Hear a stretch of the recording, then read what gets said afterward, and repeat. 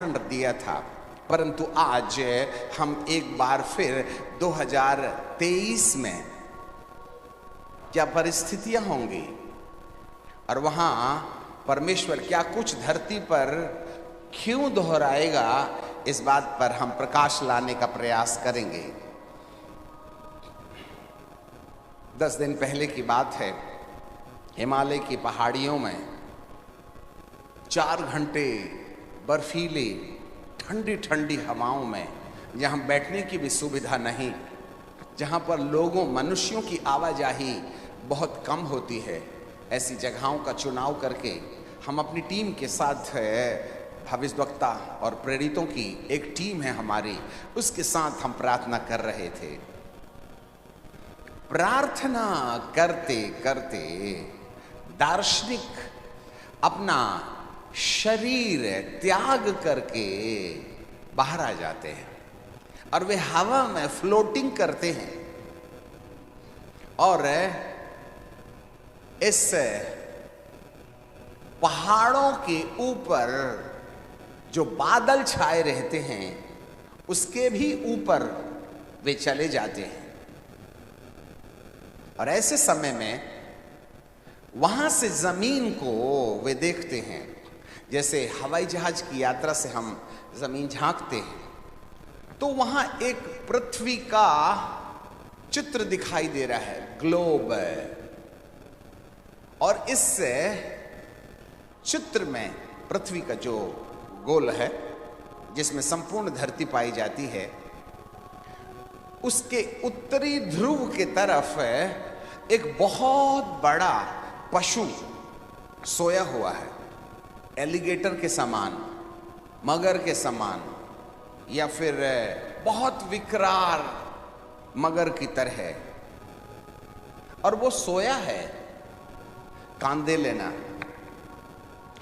तब ना जाने कहां से हजारों की संख्या में काले काले चमगादड़ के समान पक्षी उड़ते हुए आते हैं, और वो जो पशु उत्तर ध्रुव में जो ग्लोब के ऊपर, पृथ्वी के ऊपर में है, उसके सिर के ऊपर पंखा मार करके फड़ फड़ फड़ फड़ करके उसको पावर देने की कोशिश कर रहे हैं। थोड़े समय के बाद इन पक्षियों की बहुतायत और फड़फड़ाने से वो मगर के समान जो पशु पृथ्वी के ऊपर सोया हुआ था उत्तरी ध्रुव में, वह अपनी गर्दन धीरे धीरे ऊंचा उठाता है और जैसे कुत्ता अपने 2 पैरों में हिप में बैठा और सामने पंजा खड़ा कर लेता है, कुछ इस हालत में 2 पैरों में आकर के खड़ा हो गया है। जरा ध्यान से सुनना, ये 2023 की भविष्यवाणी है। ये संदेश अच्छा नहीं है, पर मजबूरी है बताना, जिससे कि मसीहियत हम आपको झूठी शांति दे करके कैंसर पर आयोडेक्स लगा करके कि यह कहते हुए सो जा बेटा सो जा, सुबह तक ये कैंसर का दर्द अच्छा हो जाएगा, मैं आपको झूठी तसल्ली नहीं देना चाहते हैं। जो वास्तविकता है वो वास्तविकता होगी। यदि आज कलीसिया वापस लौट करके उसके अपने लोग जो मंदिर के अंदर जा रहे हैं, यदि उन्होंने गुम्बट वाले रास्ते का रास्ता नहीं अपनाया, तो इन सारी विपरीत परिस्थितियों से नुकसान होने की संभावनाएं हो सकती हैं। इसलिए वह एडवांस में कहीं ना कहीं हमें कुछ चेतावनियां दे रहा है। आगे चले, वो पशु अपने 2 पैर में खड़ा हो जा रहा है, जैसा कि कल तिमुथी की किताब, दूसरी तिमुथी की किताब में हमने देखा था। उसके उस प्रभु के सामने इकट्ठा होने से पहले एक भविष्यवाणी मैं आपके लिए फिर पढ़ लूंगा, 2 थिस्सलुनीकियों की किताब और उसका 2 अध्याय और उसका 2 पहले पद से। हे भाइयों, हम अपने मसीह यीशु के आने और उसके पास अपने इकट्ठा होने के विषय तुमसे विनती करते हैं किसी आत्मा की या वचन की या पत्री की के द्वारा, मानो तुम्हारी ओर, जो हमारी ओर से नहीं है। Apostolic understanding, listen me carefully. आने वाले को आने दो, जाने वाले को जाने दो। आपकी नजर हम पर टिकी रहने घाटा हो जाएगा करोड़ों का। आज की रात कान धर के सुन लेना। यहां लिखा है किसी आत्मा की या वचन की या पत्री की, जो मानो हमारी ओर से नहीं, यह समझकर कि प्रभु का दिन आ गया है, तुम्हारा मन अचानक अस्थिर ना हो जाए और ना घबरा जाए। क्योंकि किसी की रीति, किसी भी रीति से किसी के धोखे में ना आना, क्योंकि वह दिन नहीं आएगा। कौन सा दिन नहीं आएगा?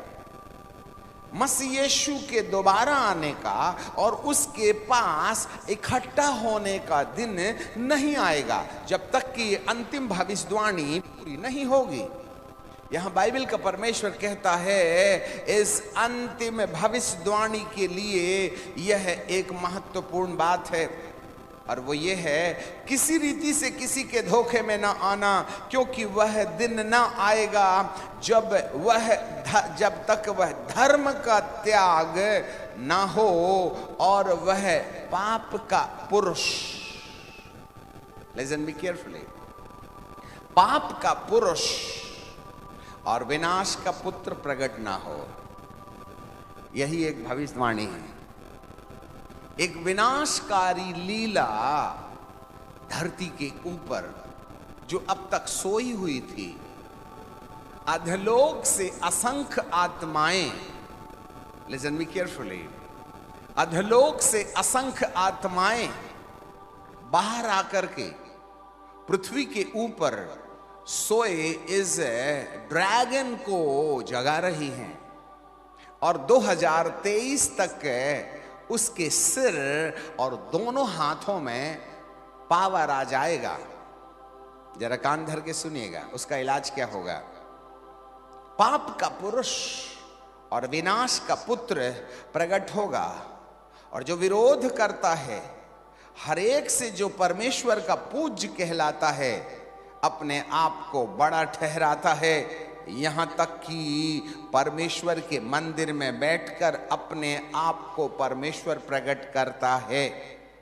क्या तुम्हें स्मरण नहीं, जब मैं तुम्हारे यहां था तो तुमसे ये बातें कहा करता था, और अब उस वस्तु को तुम जानते हो जो उसको रोक रही है। ये कौन सी वस्तु है जो उस एलिगेटर को या उस ड्रैगन को रोक सकती है? कान धर के सुनो, यहां जरूर लिखा है कि वह अपने धर्ममय हाथ से हमारी रक्षा करेगा। वो नहीं छोड़ने की बात करता है। 2019 तक उसने हमको नहीं छोड़ा, परंतु 2020 और 21 के दौरान और अगले पड़ाव में वह केवल उन लोगों का हाथ थामेगा जो उसकी आवाज गुम्बट में सुनकर उसके अनुसार अपना जीवन उसके हाथ में समर्पित करने तैयार हैं। There is a condition behind. इसलिए बाइबल का परमेश्वर कहता है कि एक तरफा किताब के बजाय अब ये दो तरफा जो किताब है, उसमें एक ओर न्याय लिखा हुआ है और दूसरे ओर प्रेम और अनुग्रह लिखा है। जो मेरे हिसाब से चलेगा मैं उसका हाथ थाम लूंगा, और मैं जो विपरीत परिस्थितियां तुम्हें दे रहा हूं इसलिए नहीं कि मुझे तुमसे कोई दुश्मनी है। कान दे लो, मुझे आपसे कोई विद्रोह है।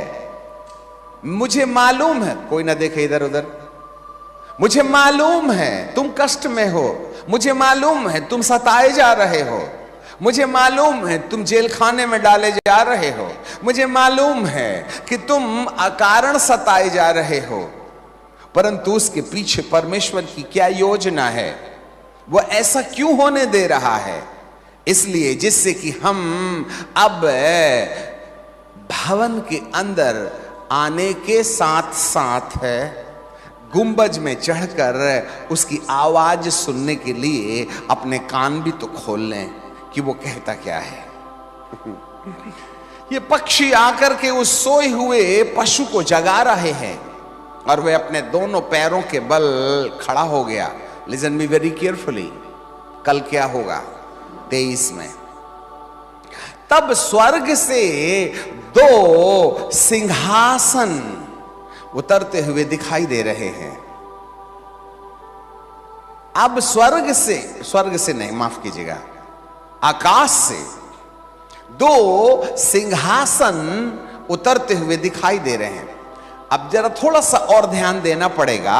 जब कभी भी कोई भविष्यवाणी भविष्यवक्ता करता है तो उसका केंद्र बिंदु यरूशलेम रहता है। यरूशलेम वह केंद्र बिंदु है जहां से उत्तर, दक्षिण, पूरब, पश्चिम दिशा निर्धारित की जाती है। थोड़ा दूर रखना उसको, निर्धारित की जाती है। बाइबल का परमेश्वर दार्शनिक को दिखाता है यरूशलेम के ठीक पूर्व दिशा की ओर, जिसमें गोल्डन फाटक है, सोना गेट, जहां पूर्व दिशा में मिलाप वाले तंबू का दरवाजा पूर्व की ओर खुलता था।